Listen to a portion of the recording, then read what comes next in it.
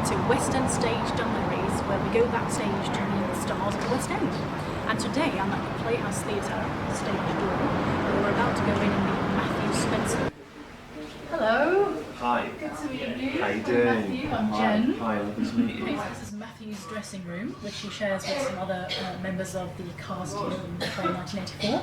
And he's just going to give us a brief, quick tour of his welcome. space. This is where we get ready for the show. Obviously, we've got some nice sofas, comfy seats to sit in. Everyone tends to kind of come in and chill out in here, so it's quite nice to have some seating. I'm around the corner here, hiding behind the pillar. My little area. I've got my Orwell cushion. Perfect. Very important. I love that. Obviously. Yeah, so this is where I get ready. Some nice cards and people that are assembling, and I've just got all my paraphernalia. It's very messy. Yeah. Sorry about that. No, it looks good to me. But I've seen much messier than this. There's four of us in here, and we've got a little shower. By the end, I'm quite needing a shower by the end of the show, so it's nice to come in here and Go and do that. Yes. Here it is. We don't have any windows in here, unfortunately. So you can scrabble and get as much natural light as possible in between shows. But and then go back into your room. There it is, back in here again. Yeah. Hello, so it's lovely to meet you. Congratulations you. on your success with this play. Thank you. It's really great. So we're in your dressing room here. Yes. This is obviously your kind of home from home. It is indeed, yeah, for the next 10 weeks, 11 weeks. Okay. And how do you kind of make it a home from home? So obviously, most people probably haven't been in a dressing room, so I just thought I'd ask you. Well, makes yours a dressing room? What was very nice is that we got they're all gone now, but we had some nice flowers sent from friends and producers and things. So that was quite nice when we first entered here. We've got a fridge where we keep our bit of bubbles and things for after the show. Each of us has a little station, and everyone has their own little ritual. I don't really have a kind of fixed ritual. Some of the other actors have more of a ritual than I do.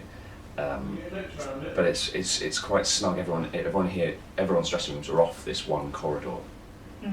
So we all kind of commune. This is usually the communal dressing room. Everyone kind of ends up in here eating so this food. Is like the lounge. This is the lounge. This is the living room. For everyone to turn up and hang out. Yeah. Fantastic. Okay, and which is your seat again? Just behind me. You're over just here. Yeah. Okay, fantastic. Yes. There we are. So tell me kind of your average day if you're having a performance in the evening or even two shows a day. Well, how do you have your day usually? So if there's one show, I get up in the morning, make myself some breakfast. I've got obsessed with the NutriBullet. Okay, yeah, I love that. That's brilliant, isn't it? Green smoothies all the way. Set myself up nicely for the day. When it's weather like this, I love going out into the garden, doing a bit of pottering. I usually have got lots of emails and things to catch up on in the day, and then I cycle into work at about 5ish, bring some dinner with me, see everyone in the cast. We always like to have. We used to play a warm-up game, but unfortunately there's nowhere to play it in this theatre. What is that then? Is that was a thing called aisle ball. It's a take on volleyball basically, and it's an opportunity for everyone in the cast and company to kind of see each other before the show, rather than your first interaction being on stage. So it's nice to have that moment. And usually most of us bring some food in, so we'll have some food before the show in the evening. But then we have a focus game 45 minutes before the show's due to go up, which we all do on stage. So everyone has an opportunity to go on stage, be on stage before they open the house, which is always quite nice. I quite like that. Look out to the auditorium before starting the show. Just getting yourself into that role. Yeah, getting yourself into the zone, and we've got a little game where we hand each other objects. And again, that's a nice moment for the 8 of us in the cast to kind of say hello, see each other, have a little game, focus, connect before we do the show in the evening. Yeah. And how often do you rehearse? Because obviously there are sort of other cast members that might come in, or understudies. Rehearsals regularly for that? So the initial rehearsal period for this originally was 5 weeks. For this version we had 2 weeks to rehearse, and then throughout the run we've got last week we were in for 2 afternoons because we had a cast change. Somebody was leaving on Saturday and a new cast member came in, so we rehearsed them in for 2 afternoons. We've got another cast change in a month's time, so that will be in, I expect, most afternoons for the week before that, to prepare for that and get them up and up to speed. And the thing is with this show is that even just one person's, whoever it is brings a completely different energy to the whole kind of, and it's and the energy of the piece is so kind of ensemble based in terms of everyone is connected into each other, that just one person changes really throws it all up. So just makes that whole warm-up game, or game in inverted commas, really important. Yes, it is. Just very that important. connection, doesn't it? And what was the first show that you ever saw in the West End? So I can't remember. I remember coming up as a kid and seeing some musicals, but the first thing that really sticks in my head was I did work experience when I was 15 at the Albury, I think it was called the Albury Theatre, it's now the Noel Coward Theatre. And at the time there was a play on called Plenty with Kate Blanchett I in remember it. that. And I remember seeing that and kind of being blown away, going, oh, this is quite cool, I'd quite like to be involved in this. We went, so we saw the play, and then we went backstage to meet her, Kate Blanchett, and my friend embarrassed me by telling her that I wanted to be an actor. So I wanted him to shut up. And then he proceeded to tell her how good her acting was in a very embarrassing kind of trying to be cool way. She's probably quite used to that. She probably is, yeah. You're probably not the first to do that. No, or the last. And I'll probably do it to other people as well, anyway. So that was your moment of becoming an actor? Yeah, well, I saw plenty, in 1 week, I saw Plenty, Blood Brothers and Art. Oh, yeah. And I was just like, this is great. Yeah, this is awesome. I love this. And you're obviously playing the lead role now, Winston, in 1984. It was George Orwell's novel, published in 1949, which is obviously sort of 60, 80 years ago, a long time ago, but it sort of still seems so relevant now, sort of more than ever before, with the whole modern day Big Brother syndrome and everything. Can you kind of tell us about Winston briefly, and maybe the plot without giving too much away, and trials and things he goes through? Well, without giving too much away. So the world of 1984 is as you say, it's Big Brother is watching you, surveillance. You're constantly being monitored and heard and listened and watched. And Winston, at the very beginning of the play and the beginning of the novel, he rebels against that by committing thought crime, which is even having a thought against the party is criminal. And so he starts to write a diary, which is completely forbidden. And throughout the story, I guess it's Winston's discovery that he feels like he has to do something. He's not satisfied or happy just to be in the system. Just be in it. He wants to do something about it. He wants to rebel. And so there are various ways he does that throughout the story without giving anything away, but he meets a girl, he learns about a secret organisation called the Brotherhood that possibly might exist, and so through those things he decides that he has to do something and stand up. Okay. Yeah. But you originally started in the play as a different role, didn't you? Because I was reading about that. You started in the Almeida. I played a character called Sign. Yes. And then you morphed into being Winston, or how did that chance sort of come about? Well, obviously I was already in the production, and when it went out, when the New Life version of it came about, the guy playing Winston at the time couldn't or take on the role anymore. So Rob, the director, just came to me and asked if I would consider thinking about that. And obviously I bit his hand off and said, absolutely, I'd love to. I can imagine. And did you have to officially audition for it, or did they just kind of go? Well, I understudied the part last year. Okay. And Rob came and watched a couple of rehearsals. So I didn't officially audition for it, but I think that was kind of an audition in its way. In a way. But I think it was very helpful to have somebody who was already in the show, who knew it so intimately, and you know, co-created it. As the original 8 kind of, you know, co-created it with the creators in the first place. There's lots of kind of improvisation and work done on the script in that first rehearsal period. So it was useful to have somebody who was who'd internally been in the there show. the whole time, who knew about it. So, yeah. Was it a lengthy audition process, this one, because it was sort of a new... In the first place? Yes. Everyone was cast really last minute, and I don't know if that's because I know one of the cast members was he got offered the job on the Friday and we started rehearsals on the Monday.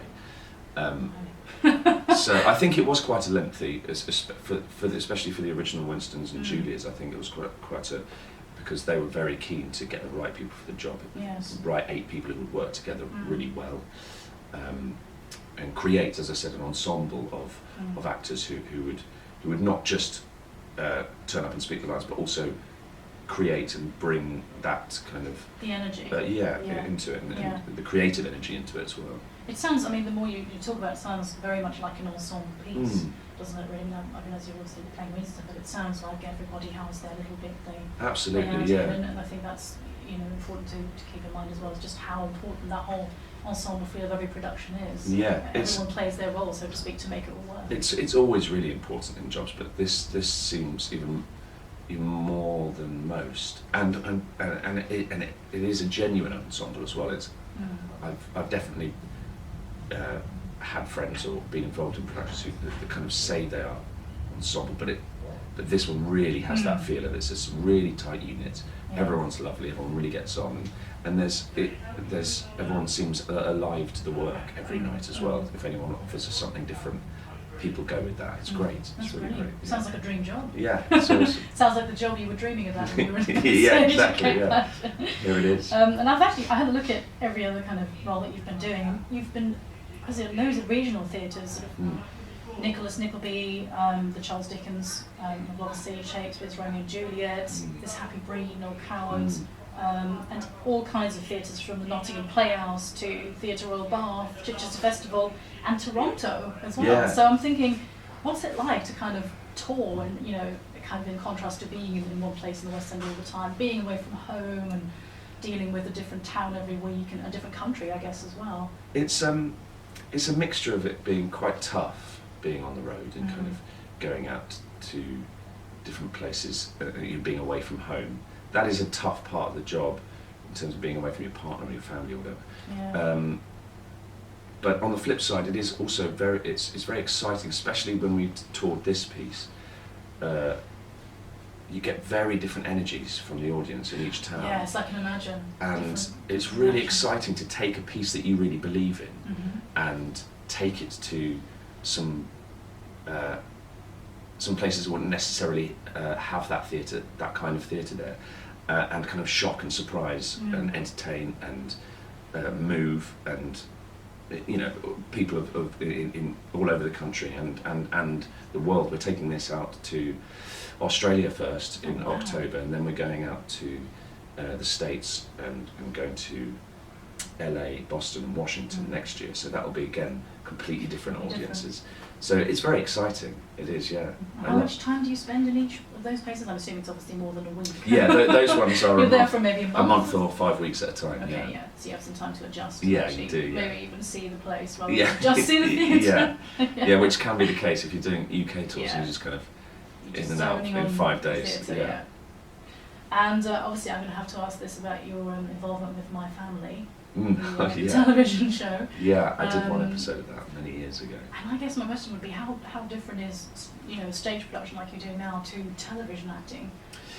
Well, yeah, it's a funny, and not to give too much away, but there is some kind of screen work within this production in which there is stuff that happens in a room, and it's filmed on cameras and projected onto the screen on stage. So you kind of get to do both in this. Okay. And in a bizarre way, a lot of people say that kind of you know, on stage you can be more real, and screen acting is all about being very small and but in a flip way, I kind of find it much easier just to kind of because you don't have to worry about somebody Where your hearing mark it, or you know, all of that. is, It can be very intimate, and so Yeah. it's great in this piece to have both of those elements. When you're out front on the stage, you have to make sure that the person at the back of the upper circle can hear you, and then there are some very, very intimate scenes that we get to play out in the room as well. So yeah, it is different, but it's all, I guess it's a great challenge, isn't it, really, Yeah. as an actor, because you get to do both in one production, when usually you only do certain Yeah. bits in certain different types of. It is work. great. It's a challenge, but it's great. It's exciting. Yeah. And you went to Guildhall. I did. you? Yes. Yeah. Would you have any advice for any budding actors out there, apart from not talking to Kate Blanchett? Yeah, not embarrassing yourself in front of her. Well, I mean, I had a great training at Guildhall. I think it's a great place, and I know that lots of other the top drama schools are some great trainings. I wouldn't be able to talk specifically about them because I didn't go through them on. But what the great thing about going to a drama school is that you get to do a different play every 6 weeks for 3 years, and that's just invaluable because you just don't get to do that in work. You don't get to do a play every 6 weeks, so it's a luxury and it's a brilliant thing. So I would say if you audition for drama school, see if you can get in. There's some great courses, but really see plays, read plays. Yeah, I guess. It's a hard one, isn't it? Because there Yeah. isn't really one route to go. But I No, think there isn't. people But always want to there hear, are certain you things know. that you just can't learn without doing it. Drama school is kind of, it is 3 years, but it's just the very beginning. It's the seedlings of learning how to be an actor, really. Yes. And so just doing it as much as possible is the only thing really that you can learn and grow with, I think. But it's a career that you're growing throughout all of it. All the time. So, and you end up where you didn't think you would. Yeah. Usually. Yeah, I think if there's a point where you go, I know exactly what acting is, I think that's Probably the don't moment know what that's acting the is moment at you die. I think. Oh yeah, exactly. It's Right. always continual kind of learning curve. And what's next for you then? Are you going on to do the international tour of? Yes, you are? yes. So we go. So this takes us all through till April next year. So we're all booked up till April. Don't know what happened. Don't know what's going to happen after that. But Okay. yeah, we're all very excited about this. The next Yeah. bit after this. But it's just great to be in town now and being here Yeah. for the next 10 weeks. In the West End. What do you love about the West End? What's wonderful about being here? It's a really eclectic audience in the West End. It's great. You get lots of tourists, lots of school groups, lots of Londoners. It's a great place for people to come and see theatre, and it's brilliant. And it's great to be doing a play that you wouldn't necessarily think would be a West End hit championing in the West End. It's great. Yeah. So if your character sort of had a day out in London, what would he do? Well, I guess he'd have to start in Trafalgar Square. Trafalgar Square. In the novel, there's a place called Victory Square, and that was based on Trafalgar Square. So that was the renaming of Trafalgar Square in the novel. So maybe grab a coffee as well. He's a big coffee drinker, so maybe grab a coffee. There's a lovely place called Notes just off St Martin's Lane near Trafalgar Square. So grab a coffee, have that in Trafalgar Square. See Nelson's column, see all the statues there and the artwork and things.